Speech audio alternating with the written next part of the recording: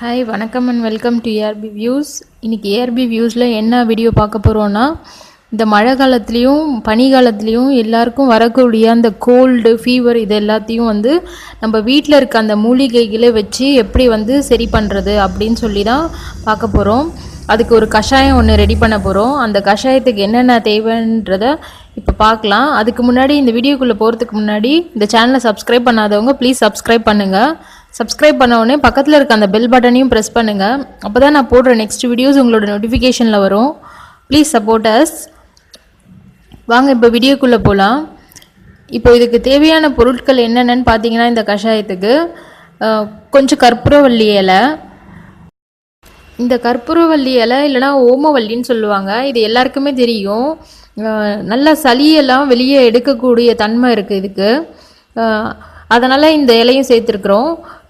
வேப்பிலை ஒரு நல்ல ஒரு கிருமி நாசினி, இதுவும் எல்லாருக்குமே தெரியும். குழந்தைங்களுக்கெலாம் வயிற்றில் பூச்சி இருக்குது அப்படின்னா இந்த வேப்பிலை இந்த கஷாயத்தோடு சேர்த்து கொடுத்தீங்கன்னா கண்டிப்பாக அது எல்லாமே சரியாயிடும். ஸோ அதுக்காக தான் இந்த வேப்பிலையும் ஆட் பண்ணியிருக்கேன்.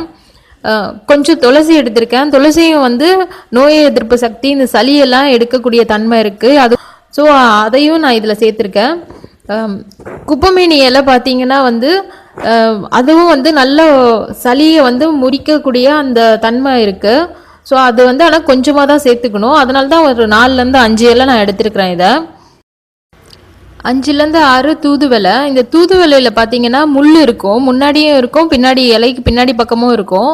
ஸோ அதை பறிக்கும் போது கொஞ்சம் கேர்ஃபுல்லாக பறிச்சுக்கோங்க. சப்போஸ் உங்ககிட்ட இந்த தூதுவளை இல்லை அப்படின்னா இந்த கீரை எடுத்துகிட்டு வரவங்கக்கிட்டேயும் இப்போல்லாம் இந்த தூதுவளை அவைலபிளாக இருக்குது.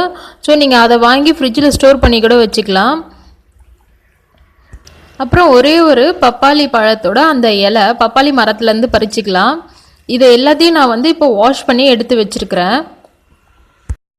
இந்த மூலிகை இலைகளை தவிர வேறு என்ன தேவைன்னு பார்த்தீங்கன்னா, நம்ம அஞ்சரை பெட்டியில் இருக்கிற ஒரு 1/2 ஸ்பூன் சீரகமும் கொஞ்சம் மிளகும் தேவை. அந்த மிளகை நான் ஒன்றும் பாதியமாக தட்டி வச்சுருக்கேன் இதில். இப்போ இந்த மூலிகை இலைகள் எல்லாத்தையும் நான் வாஷ் பண்ணி எடுத்து வச்சுருக்கேன். இதை ஒன்றும் பாதியமாக கையிலேயே பிச்சு வச்சுக்கலாம். கத்தியில் வச்சு கட் பண்ணிங்கன்னா அதோட மருத்துவ குணம் கொஞ்சம் மாறிடும். ஸோ கையிலேயே ஒன்றும் பாதியமாக பிச்சு எடுத்து வச்சுக்கலாம். இதை நான் இப்போ ஒரு பாத்திரத்தில் 2 டம்ளர் தண்ணி ஊற்றி வச்சுருக்கிறேன். இப்போ இந்த தண்ணியில் இந்த கையில் பிச்சு வச்சுருக்கிற இந்த மூலிகை இலைகள் எல்லாத்தையுமே சேர்த்துக்கலாம். அதில்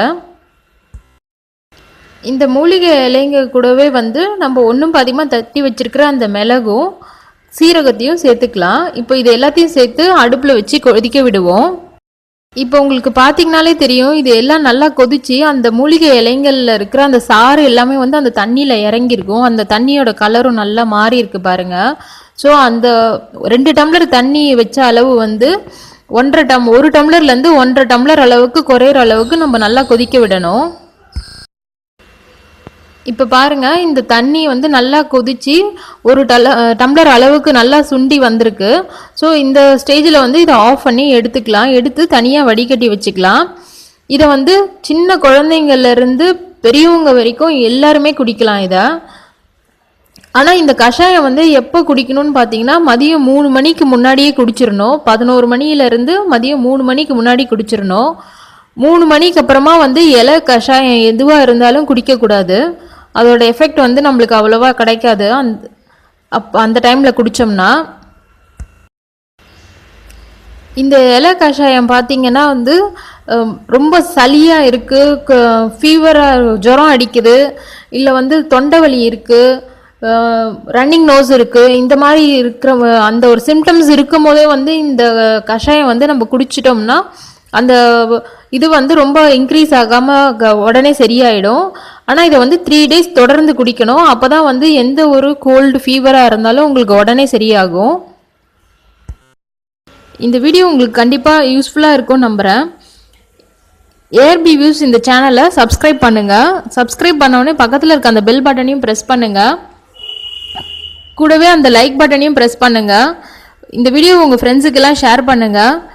உங்கள் கமெண்ட்ஸையும் சஜஷன்ஸையும் இந்த கமெண்ட் செக்ஷனில் சொல்லுங்கள். தேங்க்யூ.